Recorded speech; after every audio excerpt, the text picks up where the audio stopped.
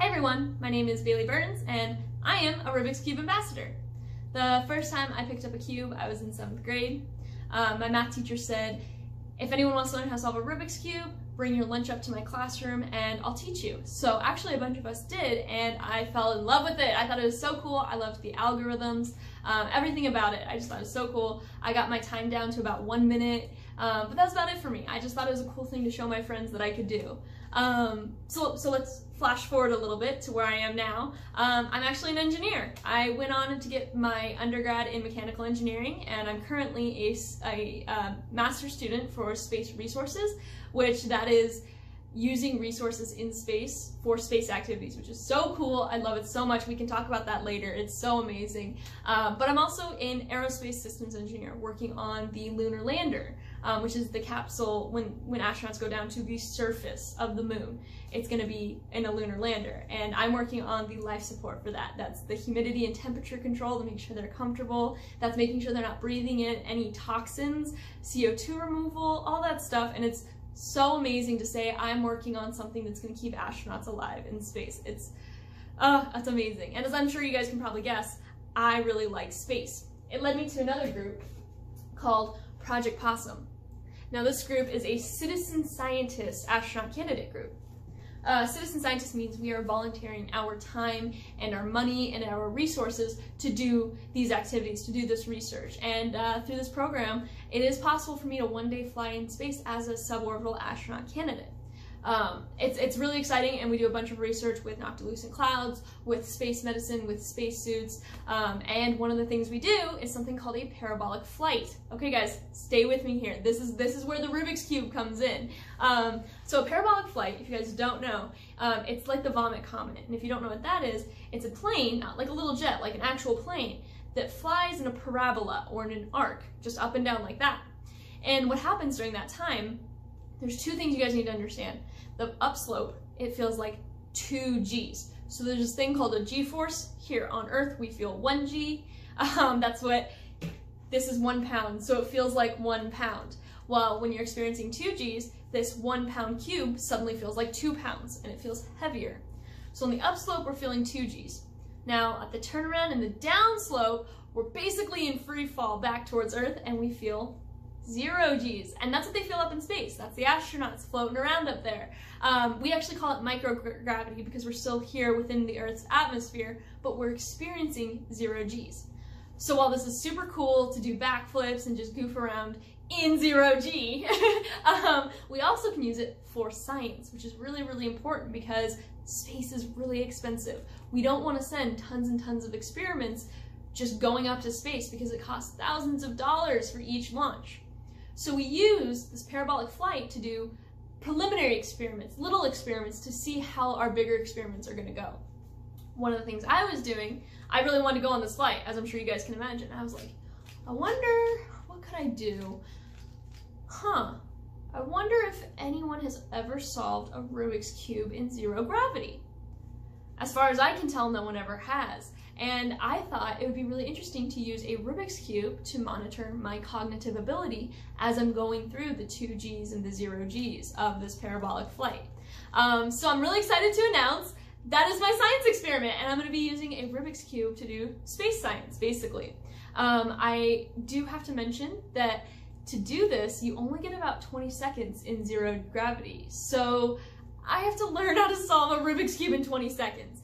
I knew I wanted to be a suborbital astronaut candidate, but suddenly I'm a speed cuber now, and I'm training to figure out how to solve a cube that fast. I really need your guys' help to do this. My flight is in December, which means I have about 4 months, give or take, to figure out how to solve this thing in under 20 seconds. I need all of your support. I need all of your help. If you guys do have any tips for me, please find me on social media. My handle is @ninjaneergirl, Ninja Engineer Girl, Ninjaneer Girl. Find me there, give me your tips, give me your support because I need so much help, and I guess we'll see what happens when I try to solve a Rubik's Cube in 0 gravity. I'm really excited for this, and stick with me because it's going to be an adventure with every turn.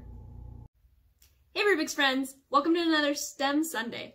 well, it's December. That means this is our last month of 2020, guys. We did it. This STEM Sunday, I want to talk to you guys about algorithms. This is something we talk a lot about in Rubik's Cubes in general, but it actually applies to the larger STEM world. So I also want to give you an update on what's going on with my personal science experiment with the Rubik's Cube in microgravity. It got pushed back again. I know, I'm so bummed. It was supposed to be actually like right now, this week, but it got pushed back because of COVID, so now we're looking at next year. So stay with me, guys. My times are going down. I can get pretty averagely about 20 seconds, so I'm really excited. And the journey's been really fun, so stay with me there, and more to come later. But let's talk about algorithms, right? Let's get into this STEM nerdy stuff. Okay, so algorithms, like I said, we talk about them all the time with Rubik's Cube, right? We know this algorithm, you know, I probably know about 50 algorithms, give or take, and then you get up to like the professionals who can go under 10 seconds, they know like hundreds of algorithms, and we say this, but we don't entirely know what exactly we're talking about, right? So let me break this down in terms of the broader picture of what an algorithm is. So an algorithm is a step-by-step instructions that get you from an input A to an output B. So basically, you need to look at your surroundings, see what's going on, take in this information, take in this input A, and say, okay, I know that when I see whatever, I need to follow this specific step-by-step instructions to get to the output B that I want. So with that in mind, let's dive into this a little bit more. The best example I have for this, like in everyday life, is cookies. Yeah, I know. I love cookies too. But let's think about this. So we're going to take all of our ingredients. You know, we've got the butter, we've got the sugar, we've got the flour, we've got the baking soda, and the chocolate chip. You can't forget the chocolate chips. You take all these, right? And you follow your step-by-step instructions, also known as a recipe. And the output, B, is cookies. Chocolate chip cookies, my favorite. So that's kind of an example of what we're looking at here. Now, let's dive into what this looks like in the STEM world a little bit. For example, phones. Phones have a lot of algorithms. For example, like, you know, I push these buttons, you know, and it'll call this person. That's kind of an algorithm. I'm doing these step by step. If your number is like 559 or 555, 1, 2, 3, 4, let's say, my steps is to push 5, push 5, push 5, push 1, 2, 3, 4, and my output is talking to the person I want. So that's another example of how we use algorithms in everyday life. Now the STEM world is chock full of algorithms. I think engineers and scientists and all those kind of left-sided people, left-brain people, they really like algorithms because they love the step-by-step, tell me what I need to do so I can get to where I want to be. And that's really common. So a lot of things that I do in engineering and things like that have a lot to do with algorithms. The best example I have of this is coding, like exactly what you think, like hackers, you know, software coding, software engineers, all that stuff. They do a lot with algorithms. Okay, now one of the best examples I can think of algorithms for STEM is an if loop, typically used in coding. And specifically, I'm going to use this in terms of a thermostat. Thermostats typically have feedback control, so this is going to be a really good example. You guys are just going to have to bear with me here, okay?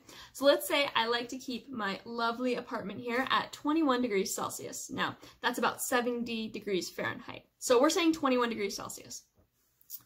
I'm going to write an if loop that says, if I take the temperature in my apartment and it's 70 degrees, no change. I like where I'm at, I'm very happy, right? Okay. Else if I take the temperature and it is below 70 degrees, I'm going to turn on the heat and get it back up to 70 degrees. And else, if it is above 70 degrees, I'm going to turn on the air conditioning and get it back down to 70 degrees, right? That's a feedback loop. All of that is happening in your thermostat to keep you at the perfect temperature. And that is an algorithm. You are going through these step-by-steps of, if this, I'm going to do this. If this, I'm going to do this. And it's a really good example of taking in your environment, taking in these inputs, and doing step-by-step instructions on how to get the output you want. So, in a nutshell, that is what algorithms are. Now let's talk about them in terms of this lovely cube here. Okay, so we all kind of, if you've spent time with a cube, we all kind of understand that you solve the Rubik's Cube through algorithms. When it's all mixed up, you try to make things that you know, right? You try to get an input that you understand, and then you do a very specific set of moves. You know, a move being, you know, down, inverted, down, right, whatever the specific moves are. You do those in a certain way, and that will give you the output you want. And we have to go through many different iterations of this to finally get a solved cube. But think about that. That's exactly what we're doing when we're talking about cookies and coding. That's exactly the same thing. So let me dive into this a little bit more. Say I'm mixing up my cube. I always hate this part because I have to solve the cube while I'm under pressure. I feel like you guys are watching me. I hope you guys aren't judging me. I'm taking it nice and slow. And I'm doing actually, this part right here, I'm getting to some really good algorithms, but I'm not looking to show you guys these algorithms specifically. So give me one more second. I'm almost to where I wanted to be. Okay, so this is a really good example. I can look at this now and I say, look at, I'm very close. Okay, I've got this blue L, little blue L here, and I know I want an entire blue cross. So this is my input. I know what I want my output to be. What are the specific steps I will take to get there? So let's see, ready? Okay, look at that. And now I have a blue cross, see? Just like that. So doing these algorithms, these iterations at each step of the way is how you eventually solve a Rubik's Cube. Now, if you can solve a Rubik's Cube, first of all, good job, and that's probably why you're here. But second of all, you probably think in a very analytical way where you can follow step-by-step instructions and understand how to get the output you want. This is really important in STEM because we use algorithms for optimization. This means better, faster, stronger, less expensive, whatever you want to optimize, which is basically a fancy word for making better. We can often figure out how to do that using algorithms. And really it is just figuring out what your inputs are, what your surroundings are around you, and how to use them using these step-by-step examples to get to where you want. So I think that is probably the best example of algorithms that I can give right now. It's a very conceptual subject, so I really appreciate you guys hanging out with me while I try to explain it. I hope you guys learned something cool about algorithms, and remember, if you guys have any questions about space, science, STEM, anything like that, you can always come to me. Now, all I have to say is good job surviving 2020, guys. I'll see you guys next year. Bye! Hey guys, Bailey here, and it is our first STEM Sunday of 2021. I have plenty of space news to fill you guys in this month, but to kick it off, let's talk about what's been going on with me. Very relaxing time for all the holidays and the new year. I stopped cubing for a little bit, and it really taught me how bad it is to do that. If you get in the habit of something, you should just stay with it and not let yourself go, because I didn't cube as much as I usually do, and now my time is back up to like 25 seconds, 30 seconds, so I think it'll come down fast, but come on. But I mean, it's New Year's resolutions, new year, new me kind of stuff, so we'll get back on track. Okay, so in terms of space, I have actually a lot of news for you guys, so I'm really excited to share. It was a big month. We kicked it off with a meteor shower, which is always fun. And let's see, SpaceX has been making a lot of progress with Starship. I'm sure you guys have seen in the news everything going on with like SN9 and everything like that. Blue Origin, which is another major space company, they had an amazing test flight for New Shepard. It was so cool to watch. That's a suborbital space vehicle, so it went up and came back down and everything landed. I was so excited to watch that happen. Really exciting to see more players in the space world. On a more serious note, this is actually a very important time in terms of space history. This is kind of like a tragic week because it marks 3 huge events that happened for NASA. The first one being Apollo 1, where there was a cabin fire killing 3 Apollo astronauts in 1967. The next one is Challenger, which is a space shuttle that broke apart during launch and killed 7 astronauts in 1986. And then finally Columbia shuttle, which disintegrated upon re-entry, killing 7 more astronauts in 2003.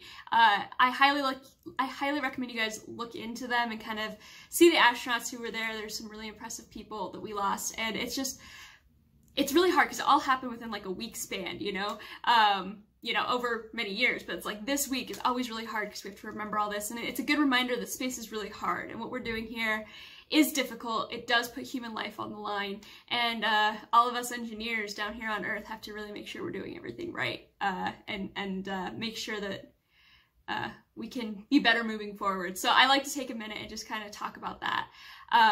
The coolest thing that I'm excited to talk about is actually Virgin Orbit. This is Sir Richard Branson's company, and it successfully launched their rocket Launcher 1. It was a test flight being known as Launch Demo 2, and they were so confident in this test that they even launched 10 CubeSats along with it. And they had NASA education programs kind of on board. And CubeSats are super cool, and that's one of the things I want to talk to you guys about. CubeSats are kind of this new way of doing things, and they're basically just really small satellites, and they're about 10 centimeters by 10 centimeters by 10 centimeters, so a CubeSat. And actually, if you think about that, weirdly enough, it's about the size of a Rubik's Cube. It's a little bit bigger. A Rubik's Cube is about 5.5 or so, 5.75 centimeters. So it's a little bit bigger than a Rubik's Cube, but I mean, think about this, just kind of floating around up in space. That's so cool, right? So CubeSats are a really cheap way, small in mass, small in space. You can put a lot of them up. So it's really exciting that Virgin Orbit got to prove that they could do that. Yeah, I like that a lot. And Virgin Orbit is I love that company because they're a sister company of Virgin Galactic, which is a suborbital space company, again, kind of like Blue Origin. Both have their sights set higher, but they're doing a lot of cool stuff with suborbital space. And they have a suborbital space vehicle called White Knight too. You can't call it a rocket, you have to call it a vehicle because it kind of looks and acts like a plane, which is kind of confusing to explain to people, but basically it is a suborbital space vehicle. So if you guys remember when I was telling you guys about the microgravity flight, we fly in that arc, and then on the down part, we're in free fall, so we feel basically simulated zero gravity. Suborbital spaceflight is a very similar thing. It's just a way bigger arc. It goes way higher, and it actually goes all the way to space. It crosses the top part of this arc, will cross the Kármán line. The Kármán line is kind of this unofficial line of space, and it's about 100 kilometers up, which is about 62 miles, and basically when you cross that line, you're in outer space. Now, suborbital space crosses that line at the very top of the arc. You get a few minutes there, and there's a lot of applications for that, which I can talk about later on, but it's not considered orbital space because obviously you don't complete a full orbit around Earth before you come back down. So that's kind of the difference between the two. Both are super exciting, and I'm really excited for, I mean, like I said, SpaceX, Blue Origin, Virgin Orbit, Virgin Galactic, all of them are doing such amazing things, and honestly, despite kind of that rough patch that we always have in January, as remember our fallen astronauts, it was a very promising January for 2021. I think that's all the space news for this month, but like I said, I think 2021 is going to be a huge year for space, and a huge year for Rubiks too. So, I'll see you guys next month, and just remember, keep cubing! Hi everyone, it's another STEM Sunday. I'm so excited. We have a lot to dive into this month. A lot happened, and any of my space nerds out there, you probably know what I'm talking about. But before we do that, Rubik's Cubes. Not much to update. Sorry guys. My average is back down to about 23 seconds. So we're doing really well. We're getting better again. Hopefully I'll have some updates next time around for my whole goal of solving the Rubik's Cube in microgravity. So hopefully that'll be next STEM Sunday. Let's dive into it. This was a Mars month, you guys. A lot happened in terms of Mars, and there's 3 actual missions that went to Mars in the month of February, which is crazy. We had the first one was actually from the UAE. It was called Hope, which I think is very, like, I love that. I love that that rover was called Hope. But this is actually the first thing UAE has ever put on the Martian surface. This was the first time going to Mars, and they did it successfully. It was amazing to watch because it means the entire world is doing this. We're all going to space together, and we're getting, it's not just NASA, it's not just the US anymore. We're all doing space, and it's so cool to see. We also had a touchdown on Mars from China, which is very exciting to see. And then we had Perseverance. I love Perseverance. This was the rover. This has been a long time in the making. We put Perseverance down on the Martian surface. It went well. It was a mission success. There's a lot of different things that I want to talk about here. Overall, it was absolutely amazing to watch. The first thing, kind of cool tech on Perseverance, the rover Percy. We have Ingenuity, which is a little helicopter drone that kind of will fly around and then come back down and charge. It'll come back and kind of land on Percy, and Percy will charge it back up, and then it can fly again. This is really cool. This is like an engineering test, if you will, because we've never actually like flown a drone in the atmosphere of another world of like, you know, it can actually regulate itself and come back and keep doing it. So this is gonna be really big for us putting, you know, drones and helicopters and that kind of stuff to do research on other planets. So this is insane. Very excited to see how Ingenuity does. The other thing that I'm so excited to share, Perseverance actually has a microphone on it. And you guys, I'm gonna get a little emotional talking about this.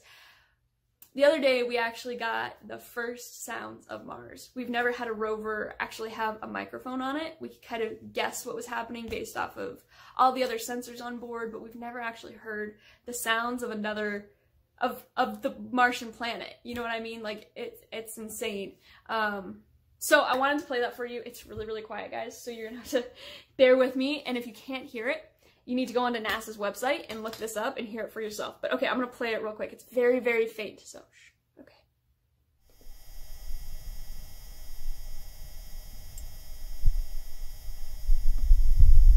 I don't know if you guys can hear that or not. I'll have to play it back to see if you can.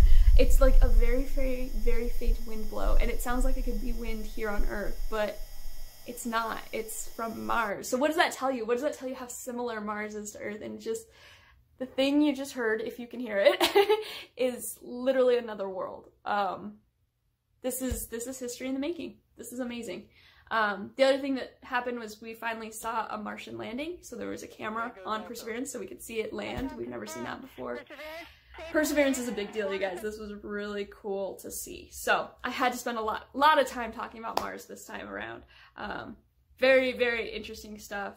Makes me happy. I'm a moon girl, obviously. But I'm really excited to celebrate the success we're seeing on Mars. So, okay, I think we've got Mars covered. The other thing I wanted to talk about this time is actually because of the International Women's Day on March 8th. This is another really cool thing, really exciting to see. I want to talk about it as a woman in STEM.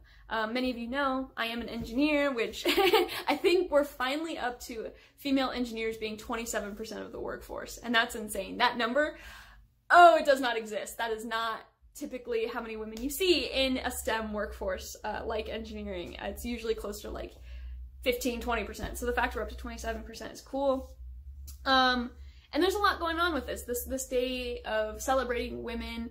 It kind of brings up a lot for me because, hi, I'm a woman and I've experienced a lot of backlash in my career. A lot of you know I'm more emotional. I enjoy talking about emotions and things like that, and that's not everyone, especially in engineering. So I really wanted to touch on this, that women in STEM, what does that mean? And I had to give it a lot of thought because you see a lot of different women in STEM, especially on social media.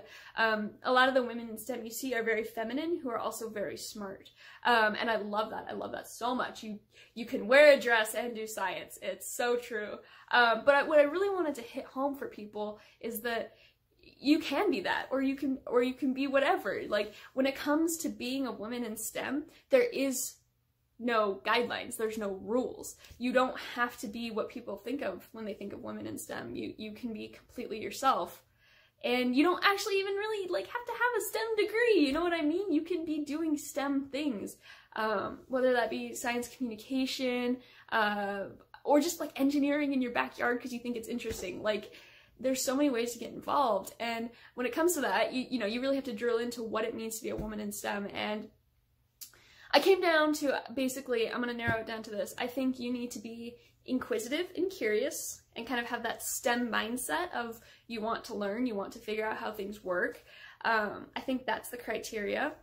I think you need to be you need to be proud and excited and supportive. I think when we're talking about women in STEM, that's one of the new criteria we need to have. I've experienced a lot of backlash in my career, and a lot of it, surprisingly, has not been from the older generation of males. A lot of it has been women my own age or superiors, and I think it's time to kind of call out that and say, it's time for to call yourself a woman in STEM.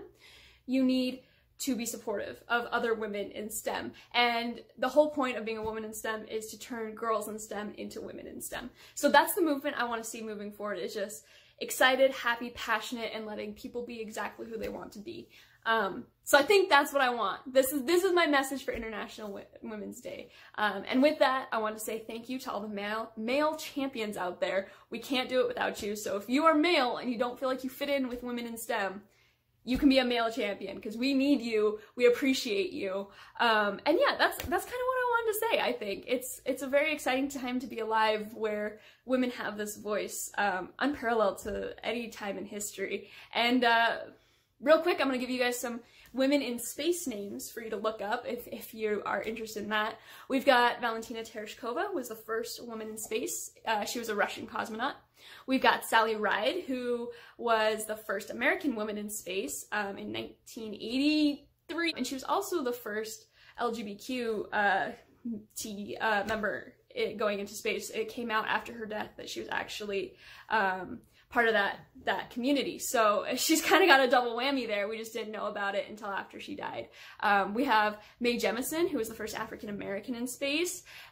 We just have so many. Eileen Collins was the first commander of the shuttle missions, which is a big deal, because not only was she a woman in space, but she was also the leader of women in space. That's pretty unparalleled too. So there's a lot of really interesting women. And moving forward, we've got Anne McClain, Christina Cook, Jessica Meir, all these women who are most likely going to go to the moon. And one of them is going to be the first female on the moon. So that's exciting to see.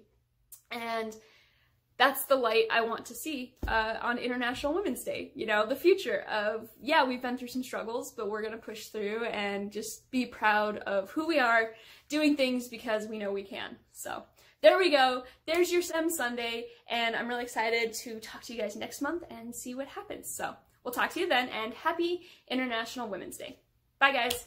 Hey everyone, Bailey Burns here with another STEM Sunday. Thank you for joining me. I have a lot to talk about this time, so let's just dive in. First, let's talk about space. Obviously, I have a huge announcement. I'm very excited to share this. Someone near and dear to my heart is going to space. Her name is Dr. Cyan Proctor, and she was just selected for Inspiration 4, which is basically a partnership with a guy with a lot of money, and St. Jude's to fly with SpaceX on Crew Dragon to go to space. And he basically brought on people who deserved it, not your everyday, like, not your typical astronaut, not the people who have lots of money and can send themselves. These are everyday people, and that's why Cyan, she's an everyday person. I'm so proud of her. I'm so excited for her. She was selected to go on this mission. She has really encouraged me to do things outside of my comfort zone, such as becoming a Rubik's Cube ambassador, and she really encompasses this spirit of fun, adventure, go make life an adventure. And so, you know, this is just the adventure of a lifetime, so I'm glad she's on it. I had to give her that shout out, and I think it's really proving that, yeah, this solving a Rubik's Cube in space, this is happening, guys. We have the potential to do this within the next few years, so that's really exciting. What other space news do we have going on? There's a lot. Like I mentioned last time, on Mars, we had Perseverance touchdown, doing some really cool science there, and the big announcement there is that Ingenuity, which is the little helicopter that flew and landed with like a little contraption, kind of hitched a ride with Perseverance, Ingenuity is officially unfolding. So they basically folded it up into this tiny little compartment, and now it's unfolding like origami, all crazy like. It's taking a long time to unfold because that's how robotics on a faraway planet works. So it's started its unfolding process. It's going to take its first flight. Now this is going to be the first time we see like a motorized helicopter type thing fly in another world, and this is a big deal because we don't know about the atmosphere, we don't know about like how the gyroscope's going to work, we don't know how all these things are going to work, and to be able to fly on another planet could really help us with transportation in the future. You don't have to drive everywhere, you don't have to get stuck up in all that moon dust and that Martian dust. So this is another really big moment for space. But let's talk about Rubik's Cubes, right? Okay, so this is the coolest thing. This month, April, is the Mathematics Awareness Month, Mathematics and Statistics. So this is a big deal. I'm a woman in STEM. I do engineering things. I use math all the time. So this is really exciting for me.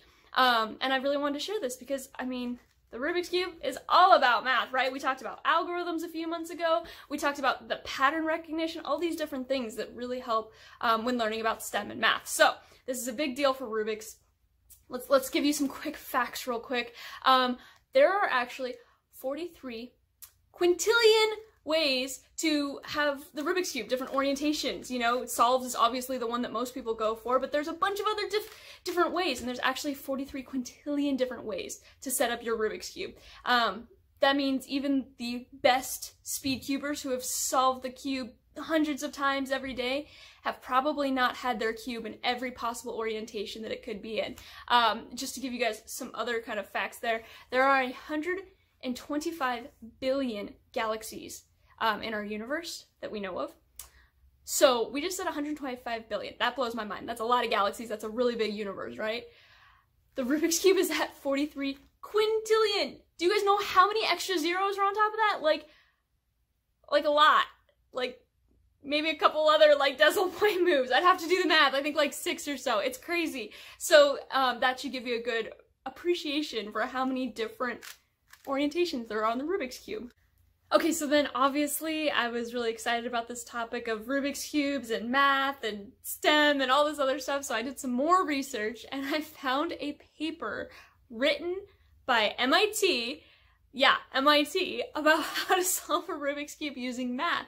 And it was fascinating. It was super cool. And I recognized some of the words in there. I thought this was gonna be awesome. I thought I was gonna read this paper, understand it, be able to communicate it all to you. And I don't think I can. It was really difficult to read. There were some concepts that I could follow, and the cool thing they were talking about is like grouping things together, which I thought was really interesting, but I did not get it to the point where I could probably explain it to you, and I have a lot of other papers to read for school right now. So we'll put that one on hold, and if I ever understand it, I'll be sure to explain it to you. But this brings up another really cool topic that I wanted to talk about of, you know, being bad at math. I am not good at math. I hope you guys understand this. I'm pretty sure from geometry all the way up to differential equations in college, I got a C. B or C, somewhere in that area, but I definitely got a lot of C's in math. And I'm an engineer. I can solve a Rubik's Cube. Maybe one day I'll go to space. And for all you students out there that are not doing that well in math, that means nothing, okay? You can still go on to do crazy cool things in STEM and science and even math.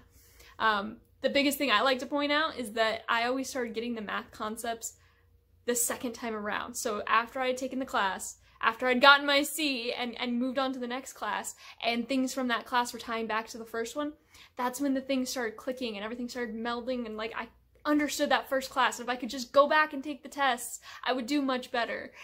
So I just don't want people to think, oh, I'm bad at math is a reason to not become whatever you want. It's nothing to stop you. You will get there eventually. It's like a muscle. You have to kind of use it, shake off the dust, and flex that brain muscle of math, but it's definitely something achievable by everyone. So that's my point for this entire month. Math is not scary. It's not hard. It's just different. And it's really exciting to be part of this movement to make math approachable, just like space, just like Rubik's Cube. It's totally approachable. You can do it, and if it doesn't make sense the first time, that doesn't mean you can't go on to do the things you want to do. So that's my message to you for this lovely STEM Sunday. I think we covered a lot of cool things, including Inspiration 4 with my friend Dr. Proctor. We also talked about ingenuity, so that's happening. We'll probably talk about that again on the next STEM Sunday. Spoiler alert. And then we talked about math. This is a big month for math. This is exciting. We get to hype up math. And even though it's hard for people, I think it's a really good thing to talk about. So with that, I'll see you guys next month. Bye. Hey everyone, so we've got STEM Sunday May edition. A lot happened this month and is gonna happen in May. So we have a lot to cover. Let's see, first things first. Rubik's Cube made an appearance at Yuri's Night, which is my shirt right here, earlier this month, and I solved a Rubik's Cube as the CEO of my company was telling everyone why it's such a great company to work for. It was really fun to do. I kind of choked a little bit and then started freaking out under pressure, so I've got to work on solving a cube under pressure. We'll practice that, but it was super fun. I hope you guys saw it, and if you didn't, you can head over to YouTube to check it out, or follow at Yuri's Night and check it out that way. We also had something really cool happen on Mars. So I've told you guys about Perseverance, everything going on there. Very exciting. Well, Perseverance brought along a little buddy named Ingenuity. Ingenuity is the helicopter that was deployed and officially took flight this month, or last month in April, and that's so exciting because we've never had motorized flight on another planet. We've never been able to like control motorized flight. And this is like Wright brothers, the first time they flew at Kitty Hawk. You know, this is like the start of even the space age, but aviation. This is kind of like that, but Mars. So this is an exciting thing to see. It's gonna show us a lot about how to fly on other planets, and eventually when we get to Mars, we might start seeing things being delivered by helicopter and that kind of stuff, using drones whenever we go out on EVAs. So it'll be really exciting to see how that plays into the future of Mars. Speaking of humans on Mars, there was another thing that was brought with Perseverance called MOXIE. And this is really interesting because of in situ resource utilization, ISRU. This is a whole new field going on of how we use resources in space to create a sustainable presence in space. Let's get into that later, but let's talk about MOXIE. MOXIE is using the CO2. There's tons of CO2 on Mars, and we can't breathe CO2, right? We need oxygen. So it's actually using the CO2 and converting it into oxygen for us to breathe. So it's using that resource of CO2 to give us the sustainability of oxygen. So if you want to go to Mars, you're going to want that oxygen when you get there. So that's super exciting. Okay, so now let's take it back. Let's go to the moon. A lot of cool things happening with the moon, a lot of new programs coming up. The coolest thing is HLS, the Human Lander System. Now this is the missing piece for finally landing humans on the moon again. It's figuring out how to get them from their capsule into like a tiny little rocket basically that can go down to the surface and then launch them back up. That's like one of the hardest things to do because we don't know much about how to do that. And we can't use a bunch of weight and like make a bunch of errors. So this HLS program is something that we've been working on for a while. I was on one of the teams, Dianetics. There's 3 teams, SpaceX, the national team, which had Blue Origin, Lockheed Martin, and Northrop Grumman, and then Dianetics, which is my team. We were a subcontractor of that working on life support. And HLS was officially awarded this month. So it was awarded to SpaceX, so it's kind of a bummer for me because I'm not on the SpaceX team. But the cool thing is that means we're going back to the moon. We've got money to sustain this HLS so that we can get down to the surface of the moon again. And the goal is still 2024. Mission timelines tend to slip, so I'm sure you'll see humans on the moon again by 2026, 2028. I'd say 2028 being the latest. So somewhere in the next 8 years, was that 7 years or so, you're going to see humans back on the moon, and that's a very exciting thing to say. And a lot of that's because of SpaceX, so you're going to see Starship on the moon too, which is yet another exciting thing to say. What else we got going on? Okay, so the cool thing coming up, we've got May has a bunch of space celebration going on. May 5th is going to be National Astronaut Day. So what I want you guys to do is to tell me who your favorite astronaut is. Either comment on this video, or what I really want you to do is get a picture of them and post that picture and tag me and tag Rubiks and tag them. Tag that astronaut, especially if they're still alive, because we want them to see that people appreciate what they're doing and want to be astronauts and see them for who they are. So we're celebrating astronauts. So on May 5th, get ready to post your favorite astronaut. And then on May 7th, you guys, that's my birthday. That's my birthday. Don't tell anyone. But May 7th is also National Space Day. I'm so glad because, like, I'm born on National Space Day this year. That's so exciting. So I get to celebrate space and my birthday all in one. And that's coming up where we just celebrate everything going on in space, giving tribute to astronauts and Apollo and all that stuff, but also doing deep space and black holes and nebulas and, you know, planetary geology and all these different things that are bringing us together as a space industry. So there's a lot of celebration coming up this month. I hope you guys get excited. If you see something pop up about space, click on it and learn a little bit more. And I think the other thing that I really have to comment on is that I'm going to be doing an Instagram takeover on Rubiks on May 5th to celebrate National Astronaut Day. So if you guys are ready for that, I will be all over this page answering all of your space questions, and I can't wait to see you guys there. So happy STEM Sunday, and we'll see you guys in a few days here. Bye! What is up, my favorite cubers? It's another STEM Sunday. It's me, Engineer Girl, here again, and I've got a lot to talk to you guys about. So first off, we're gonna cover what's going on, what's coming up, everything like that in STEM and space. And then I wanted to talk about me a little bit. I have a very exciting announcement. And then finally, I have a challenge for you guys. So let's dive in. Let's see, we just had Environmental Day, so that's a good day to think about the Earth, which weirdly enough, space people are very environmental friendly. We all know that this is the one place that we know of in the entire universe as of right now that can harbor human life, and that's very special, valuable, and I mean, it's just a really great planet, so it's time for us to take care of it. Also, on June 23rd, we have International Women in Engineering Day, which obviously that's a big deal to me as a female engineer. It's a great day to just celebrate the differences that you see in industry and welcome all those with open arms, and make it a great day to celebrate women who are going through struggles that you might not know about to be the best engineers that they can be. So I love that day. That day's near and dear to my heart. One thing that I really wanted to talk about that happened in May actually was we just had the anniversary for the 1-year anniversary for Launch America, or the Crew Dragon. If you guys know the Crew Dragon from SpaceX, it actually launched from Florida, the Kennedy Space Center, the Cape Canaveral over there. So it actually launched 2 humans, 2 astronauts, Bob and Doug.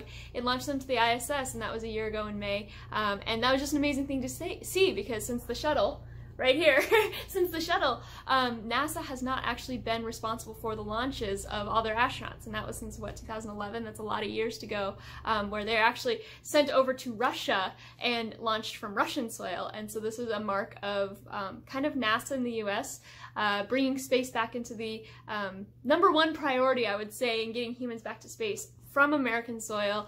It was a very proud moment for NASA, and very exciting for the rest of the world to see SpaceX really take off, really putting humans in space. It's always a good thing to see humans going to space. So the other thing I want to talk about, like I said, is I have an exciting announcement.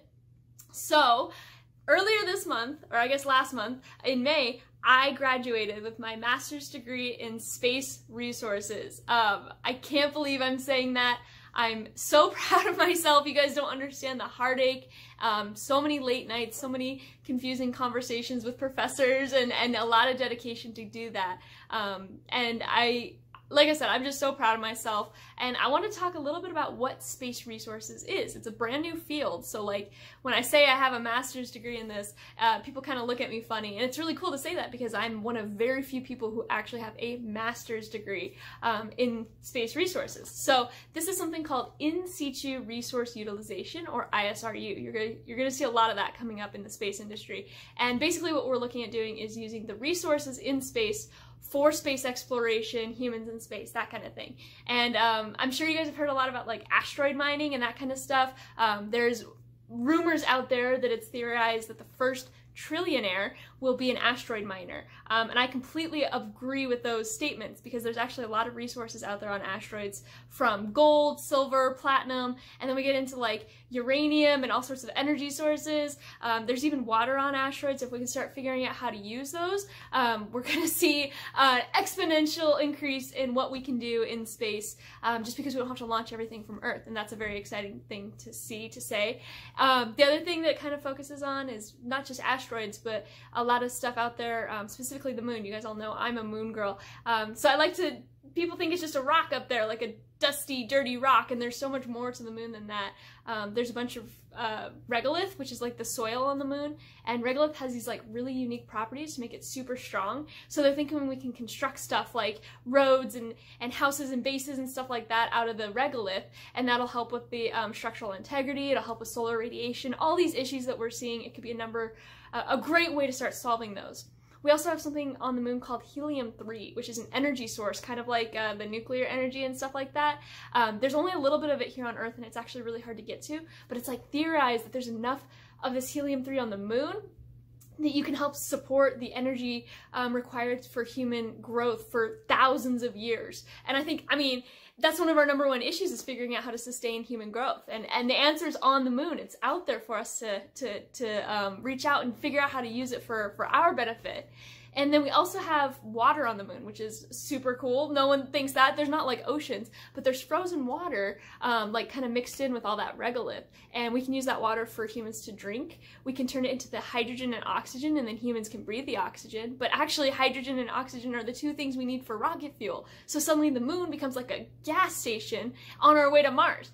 There's a million things that we can do with space resources, and the fact that I was able to get my degree in this and really pioneer the future of this field is just like, I can't believe it. I'm so excited to say that. So that was a really exciting thing for me. It's some space facts that people probably didn't know about, and I'm really glad that I get to be a part of it, and I'm very proud of myself. So I hope you guys are proud of me too.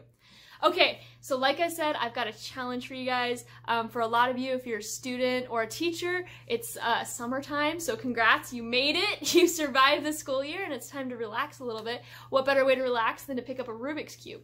So this is my challenge. If you've never solved a Rubik's Cube before, I want you to start now. If you're following this page because you think it's cool, but you've never really tried it, this is your time. This is your chance to do it. So there's 3 first steps that I want you to learn before July, before the STEM Sunday in July. Are you guys ready? Okay, so the first one is we're gonna make a daisy. Like I said, this is all completely doable. I have faith in you guys. So step 1, you're gonna make this daisy and it's going to look like, hold on, I can do this. Can I? Got a master's degree, but I can't think on my feet. There we go, there's a daisy. Can you see it, how like the yellow's in the middle and then the whites are on the edges? Okay, so that's step 1. And then you guys are going to turn it around and make a white cross like that. So that's step 2. You see the cross like that. There you go. You can see a little bit better. Okay, step 1, daisy. Step 2, white cross. And then you're just gonna put the corners on. That's it. You're just gonna finish off the white side. And after that, you guys, you did your first 3 steps. You met the challenge, so you guys can take a break for the rest of the month as soon as you do this, and we can come back next month and do the next few steps. So then we're gonna have a white side like that. You guys got that? White daisy, white cross, full white side. I have complete faith that you guys can do this, and I really want to see it. So if you guys, before next STEM Sunday in July, you got to send pictures to me, to Rubiks, tag us at @engineergirl, at Rubiks_official, and we will just celebrate the fact that you learned how to solve one side of the Rubik's Cube. Now let's say you guys already know how to solve the Rubik's Cube. This is what I want you to do. I want you to learn 3 new algorithms, which means you're gonna have to go online and research what algorithms you're missing and how you can be faster. And this is your challenge to start getting your time down. So that's what we've got. We've got either the first 3 steps or 3 new algorithms, and you've got a whole month to do it. So I have complete faith in you. This is a fun thing to do this summer. So hopefully you will take me up on this challenge. And later this month, I will be posting the 3 algorithms that I learned. So I think that's gonna be very exciting. June should be a very fun month. Like I said, it's summer now, and at least I'll be relaxing now that I've graduated. And I'm really excited to see what you guys do. So we'll see you guys next month. And as always, keep cubing. Bye guys. Hey everyone, Bailey here. We've got another STEM Sunday for you. I'm so excited to talk to you guys about space stuff, what's going on in the industry right now. But first, I wanted to say thank you guys so much. We had a really amazing time learning the first 3 steps of solving a Rubik's Cube, and then a bunch of you guys said, Bailey, I got this. I'm gonna go figure out how to do the rest, and that's exactly what I wanted you to do. So I'm so proud of everyone who took those 3 steps and continued and learned how to solve a Rubik's Cube this month. So congrats to you. I'm really proud of you. So, space news, what's going on, right? One of the big announcements that happened this last month was that NASA announced that we are going back to Venus. Venus, right? What a cool place. It's like Earth's closest neighbor, right? Like, it's just hanging out right there. And Venus is actually one of my favorite planets, so this is really exciting for me. We haven't been to Venus since, well, last century. It's been a while since NASA at least has visited Venus. So we are sending 2 missions to Venus. The first one is Da Vinci Plus, and this one is going to be studying, it's like, they're both robotic missions, so don't freak out too much. There's no humans going to Venus. But Da Vinci Plus is going to be focusing on like the chemistry of Venus, so it's got the atmospheric aspect, understanding the gases, the chemistry in the atmosphere of Venus. And the other one is going to be Veritas, and this one is going to be doing the ground, the mapping of the surface, analyzing the geology, really understanding these 2 aspects that makes Venus the planet it is today, the ground and the air. And this is really cool because, well, Venus is the hottest planet in the solar system, and a lot of people get confused by that because Mercury is closer to the sun, so you would think that that one would be hotter. But actually, Venus has some pretty extreme examples of climate, like the greenhouse gases that we see, and we're seeing them here on Earth. And basically what happened is all these gases are being trapped, and now it is the hottest planet in the solar system. And as I mentioned, this is happening here on Earth, so understanding Venus could really help us unlock the climate crisis that we're seeing, and so hopefully we can get some answers there. I'm really excited to see us go back to Venus. The other huge announcement, like shout it from the rooftops huge, is ESA is now going to put together another astronaut crew, and this is so exciting. ESA is the European Space Agency. For those that don't know, it's basically NASA, but NASA's for the US and ESA's for Europe. Like all of Europe, all the European countries come together and form ESA, and it's really exciting. And ESA, they had over 22,000 people apply to be an astronaut for ESA, and I think that's just so exciting. And this is the best part. That's not even the best part, guys. The best part is ESA announced that they will be selecting the first ever disabled astronaut. Like, just let that sink in for a second. Space is really, really difficult, and so oftentimes we pick the top of the line, most fit, most healthy people to go to space, so that, you know, if there's an issue, we don't have to worry about it. It's not that time anymore, because it leaves out a lot of people when we do that. It leaves out the disabled community of brilliant minds, capable people who aren't giving the opportunity to go to space. And ESA said, you know what? We're going to change that. We are going to work to figure out how to make space a safe place for everyone, including the disabled community. And this is just so exciting to see. I can't wait to see who they select from this community to go up into space. This is going to be groundbreaking and historic. I'm so excited to see it. And this is very timely because July 26th is National Disabled Independence Day, Disabilities Independence Day. So this is really cool to see all of us kind of coming together to really support this community. So I love it. I can't put enough good words to it. It's really great to see. So we've got July 26th coming up. That's really exciting, but we have some other dates. One is July 2nd, which I know has already passed, but that's World UFO Day. So, I mean, who doesn't love talking about UFOs? They're unidentified flying objects, so odds are we're going to have a lot of UFOs. It doesn't necessarily mean they're aliens or little green Martians or whatever, but we definitely have UFOs, and so we're going to celebrate that. That's July 2nd. We celebrated that. What else do we have this month? We have July 20th, one of my favorite dates. I love this date because it is actually the anniversary of Apollo 11 moon landing. You know, where like Neil Armstrong got out of the capsule, he went down the ladder, and he's like, that's one small step for man, because they have to breathe, one giant leap for mankind. And everyone in the world was like watching, they were just tuned into their TVs of like watching humans walk on the moon, and that's amazing. So that happened 52 years ago as of July 20th. It's a good anniversary to remember that. So we got Neil and Buzz Aldrin. They were hanging out on the moon. There's actually one guy who was hanging up in the capsule orbiting the moon, making sure that they were safe. So he went to the moon but didn't go down to the surface. His name is Michael Collins. He's an amazing astronaut, funny, smart, very humble guy. And this is another very timely thing because he actually passed away earlier this year. He obviously lived a long life, very happy, very healthy man, really changed the world, but this is a good time to remember him for all the amazing things he did. So that's a cool one. Also on July 20th, one of the reasons it was selected, Blue Origin is going to send humans into space on their first crewed mission. This is super exciting to see, and I love it so much.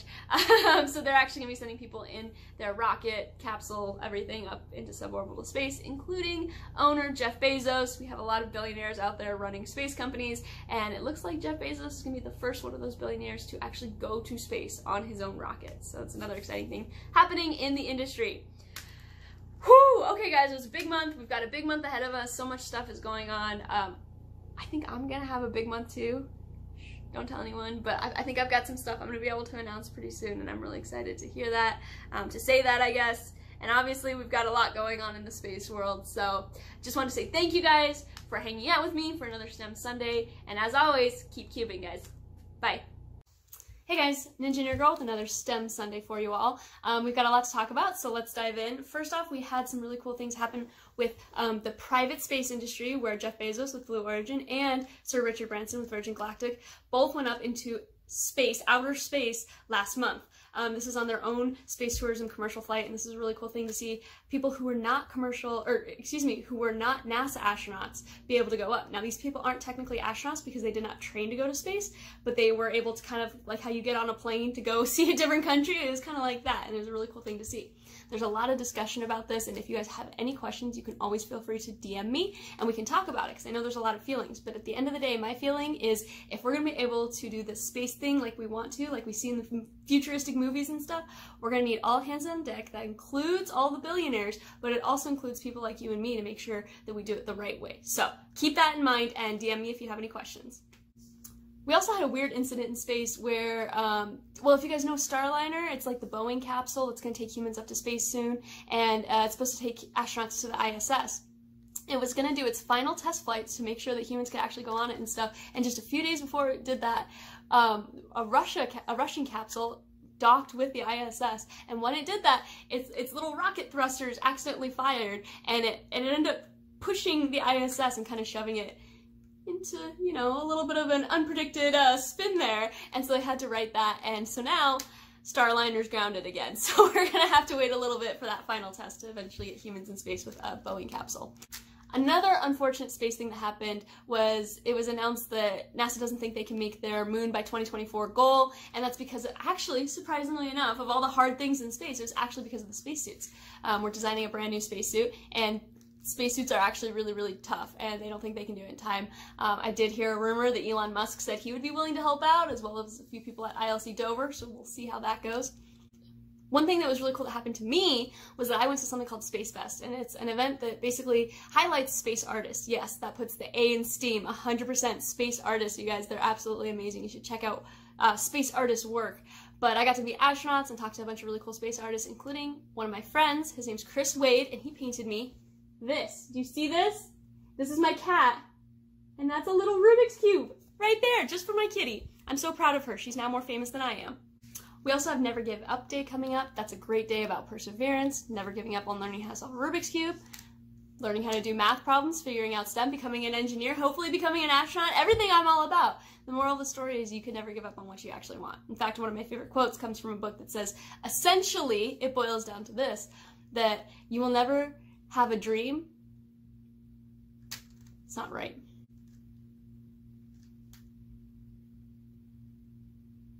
I need to go get the book. Oh God, okay.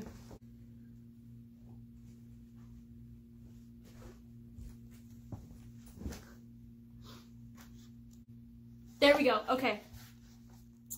You will never be given a dream that you will not also be given the tools to achieve. That's so true. Everything that you can dream, you have the power to be, and that's part of the Never Give Up Day.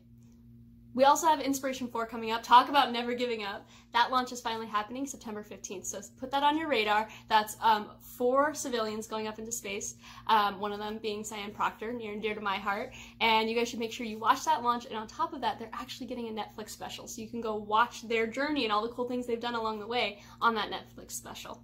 One last thing for STEM Sunday. It's actually, we're starting to get into back to school time. In August and September, that's when everyone's going back to school, right? Well, this is your time. STEM Sunday. Make it STEM every day, okay? So what I want you guys to do is think back over the summer, okay, and be like, okay, what is one thing I learned this summer? You got that one thing? Okay, cool. Now, the other thing, what's one thing I want to learn this year? All right, so you got these 2 things. One thing that you can give yourself a high five for learning. That's awesome. And the second thing that you're going to push yourself to make sure you learn in the future. All right, guys, that's another STEM Sunday for you, and I cannot wait to see you guys next month. Okay, bye. Oh my gosh, guys, it's like the best STEM Sunday. There's such cool space stuff happening right now, but okay, let's see. Let's think about this real quick. What's going on? Okay, first of all, we had 2 rocket launches, like test launches this month, which was super cool. One was from a company called Alpha, but then the other one was from Firefly, and both of these are like test rockets, and this is just so exciting because it means more people, more companies are gonna be sending things into space. Not just NASA, not just SpaceX, we're gonna have rockets all over the place, and it's gonna be super cool, super exciting. What else do we have going on this month? Oh, NASA just gave a $1 contract to Lunar Outpost. That's $1. Can you imagine that? Like a NASA contract for $1? But basically this is saying Lunar Outpost will go to the moon next year and provide lunar resources to NASA, and that $1 is for those resources. This is really important because this is the first actual time space resources have been traded and are an actual good that you can buy and purchase. So this is really exciting as well. But here we go. Okay, this is the most exciting part. Are you guys ready for this?